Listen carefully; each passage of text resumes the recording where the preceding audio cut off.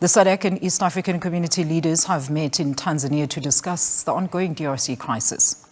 SADC chairperson and the Zimbabwean President Emmerson Mnangagwa says the conflict in the DRC not only affects its citizens but the region as well. East African community chairperson and Kenyan President William Ruto says this conflict is complex and many interests are being pursued. Tanzanian President Samia Suluhu Hassan, who was the host, says lasting peace must also be reached in the DRC. In attendance included President Cyril Ramaphosa, Rwandan President Paul Kagame, while DRC President Felix Tshisekedi, as you heard, joined virtually.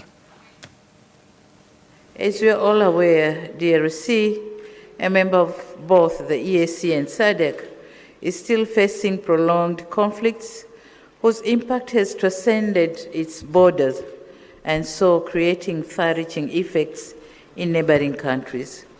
For the last couple of weeks, we have witnessed the spread of violence that has caused massive harm to human life, human displacement and insecurity, which affected economic activities and disrupted cross-border trades.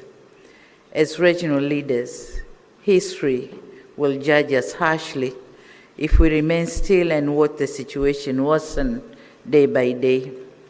And in line with the principle of African solutions for Africa's problems, our countries have a collective responsibility to ensure we urgently address the existing security challenges that have heavily impacted the well-being of innocent civilians.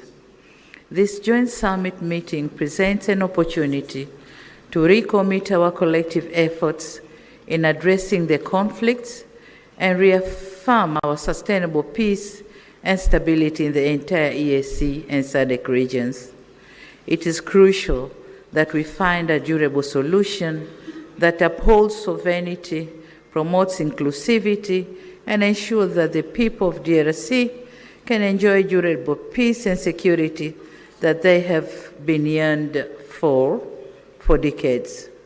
Excellencies, as a steadfast advocate for peace in Africa, Tanzania is deeply concerned about the persistent insecurity in Eastern DRC. The ongoing conflict not only destabilizes our brotherly nation, but also put serious dents on our consistent efforts to enhance regional integration. Such joint initiatives must see us scale up bold and decisive actions to silence the guns on our continent, but most immediately implement lasting solutions to the escalating conflict and humanitarian crisis in the Eastern DRC. Undoubtedly, ongoing instability, growing hostilities, and the ever-increasing number of internally displaced persons in the Eastern DRC has far-reaching consequences, not only for the people of DRC alone, but also for our regions and the African continent as a whole.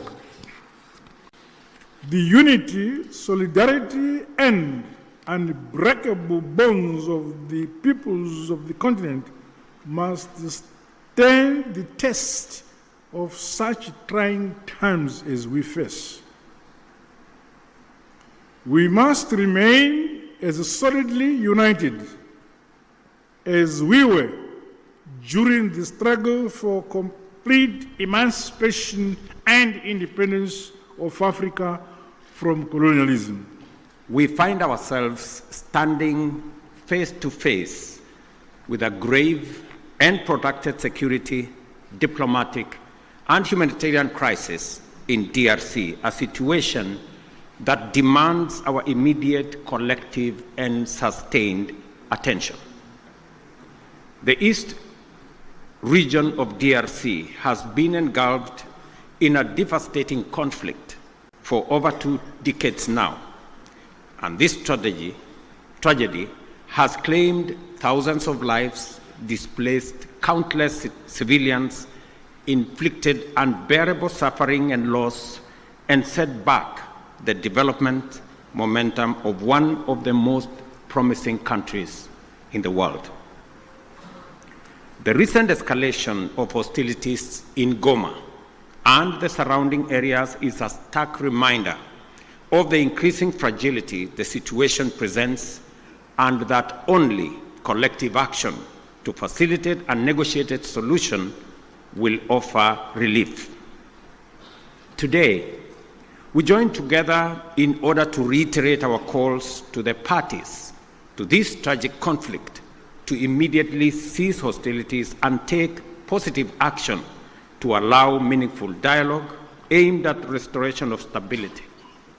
Specifically, we stand together to call on all parties to actualize the ceasefire, and specifically on the M23 to hold further advancement and the armed forces of DRC to cease all retaliatory measures.